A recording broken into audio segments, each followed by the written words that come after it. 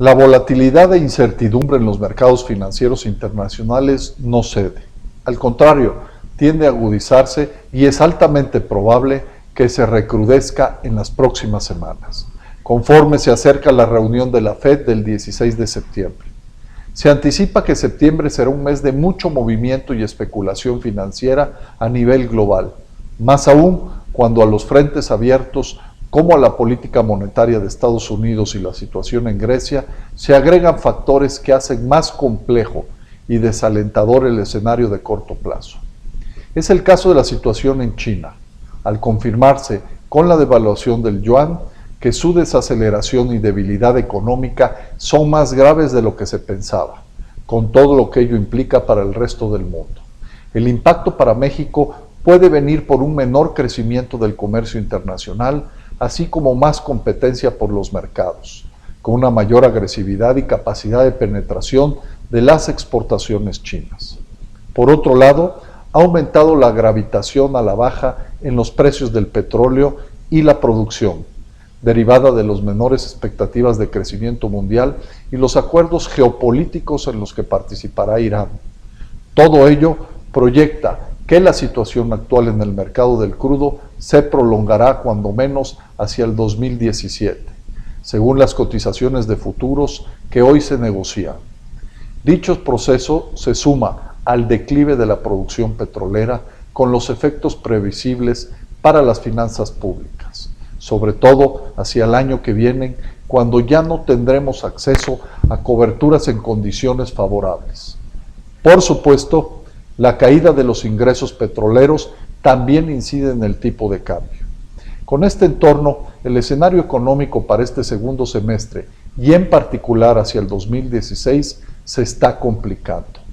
No extraña que las autoridades del Banco de México bajaran sus expectativas de crecimiento para el país en casi medio punto respecto a la estimación previa, tomando en cuenta la media de los rangos. No está en manos de México cambiar la circunstancia de incertidumbre internacional, así que la prudencia y la responsabilidad se imponen. Esto implica no caer en juicios precipitados y menos aún tomar medidas que pudieran ser contraproducentes. En todos los sectores, gobierno e iniciativa privada, es fundamental no perder la calma y el sentido de proporción. Necesitamos mantener una visión clara y realista del momento, con el debido balance de los factores estructurales. Debemos partir de un hecho claro. Lo que estamos viviendo como coyuntura, en particular la fuerte depreciación de la moneda, ocurre también en la mayoría de las economías emergentes.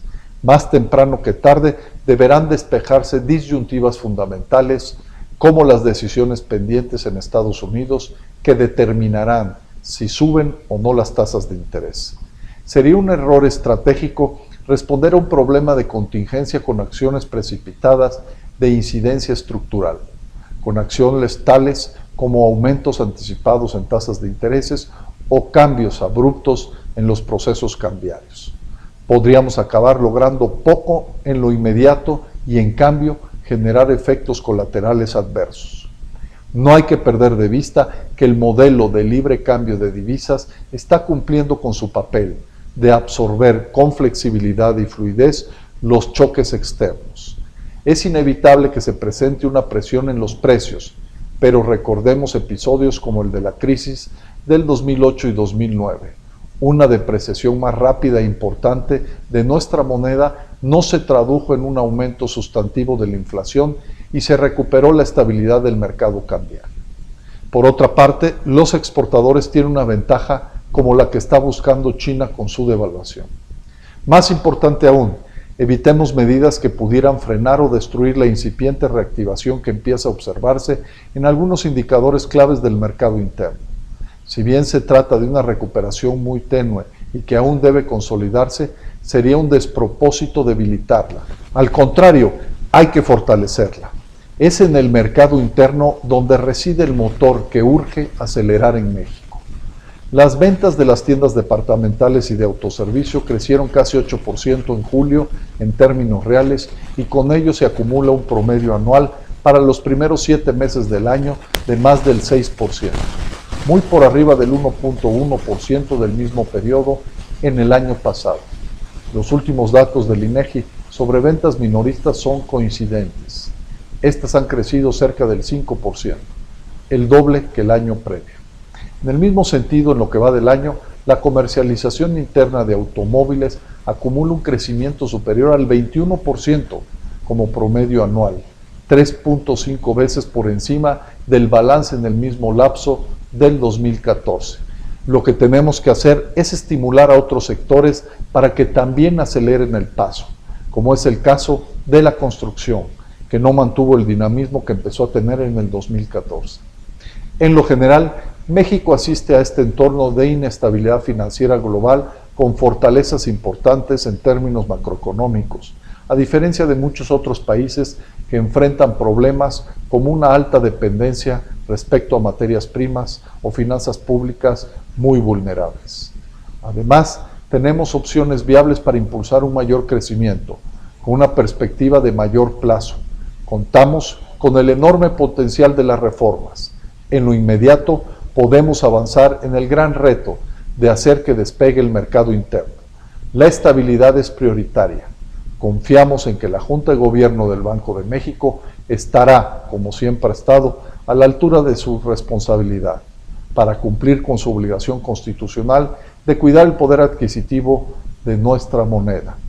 En cuanto a la política fiscal, aun cuando se ha logrado ir aligerando la dependencia respecto al petróleo, es muy probable que se requerirá un mayor ajuste presupuestal y en este punto los eventuales recortes deben recaer en gasto corriente, redundante, programas inefectivos o no prioritarios y no en la inversión.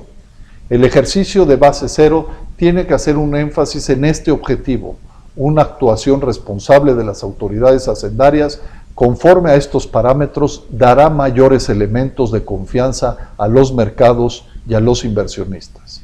Desde luego, el equilibrio macroeconómico no es suficiente. De hecho, su principal vulnerabilidad reside en el crecimiento inercial e insuficiente que mantenemos desde hace décadas. Necesitamos generar condiciones para dinamizar la inversión, el crecimiento y el empleo, y existen alternativas viables para hacerlo, que esperemos se tomen en cuenta oportunamente ante la construcción del paquete económico para el 2016.